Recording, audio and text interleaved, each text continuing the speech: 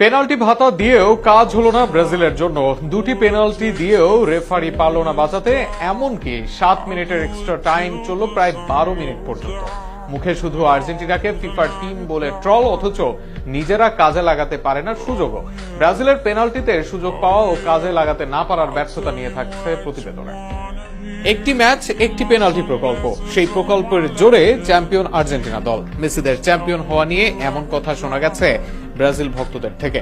অনেকে বলেন 2022 বিশ্বকাপ আগে থেকে ছিল সাজানো, মেসিকে পেনাল্টি দিয়ে সেখানে জয় করা হয়েছিল বিশ্বকাপ, যেখানে ঘটনায় যাই হোক বরাদ্দ ছিল এক পেনাল্টি। তবে এবার ব্রাজিলের জন্য এক ম্যাচের জোড়া পেনাল্টি বরাদ্দ দিয়েও হলো না লাভ। এক ম্যাচে দুইবার পেনাল্টি পেয়েও জয় পেল না সেলেসাওরা। উল্টো র্যাঙ্কিং এ 15 ধাপ পেছনে থাকা দলের বিপক্ষে হেরে যায় তারা, বিদায় নেয় বিশ্বকাপ থেকে। নকআউটে পেনাল্টি পেয়েও কাজের কাজ করতে পারেনি ব্রাজিল। শুধু পেনাল্টি নয়, খেলাও অতিরিক্ত চালিয়ে নেয় রেফারি। নির্ধারিত সময় শেষে অতিরিক্ত দেওয়া হয় 7 মিনিট।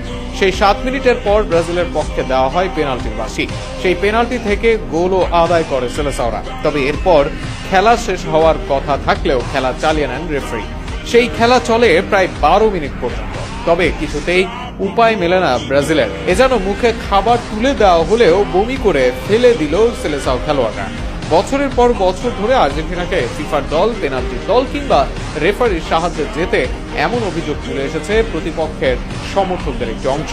কিন্তু যখন একই ম্যাচে ব্রাজিল দুটি পেনাল্টি পেল, তখন সেই সুযোগ কাজে লাগিয়ে ম্যাচ নিজেদের করে নেওয়ার দায়িত্ব ছিল তাদেরই। তবে তাদেরকে সুযোগ দিলেও নিতে পারে না তারা, উল্টো অভিযোগ করে অন্যের নামে। রেফারির সুযোগ তৈরি করে দিতে পারেন, কিন্তু গোল করে দিতে পারেন না। মাঠের শেষ পর্যন্ত পার্থক্য করে দেন ফুটবলাররাই। সেই কাজেই দক্ষ আর্জেন্টাইন ফুটবলাররা, যারা এতদিন বলতেন পেনাল্টি পেলেই কাপ জেতা যায়, তাদের জন্য এই ম্যাচ একটা বাস্তব শিক্ষা। কারণ দুটি পেনাল্টি পেয়েও বিশ্বকাপ থেকে বিদায় নিতে হয়েছে ব্রাজিলকে। তাহলে সমস্যা কোথায়, রেফারিতে নাকি নিজেদের খেলায়? র্যাঙ্কিং এ অনেক পিছিয়ে থাকা প্রতিপক্ষের বিপক্ষেও যখন দুটি পেনাল্টি, বাড়তি সময় এবং একের পর এক সুযোগ পেয়েও জয় আসে না, তখন আর অজুহাত চলে না। তখন স্বীকার করতেই হয় সমস্যা বাইরে নয়, নিজেদের মধ্যেই।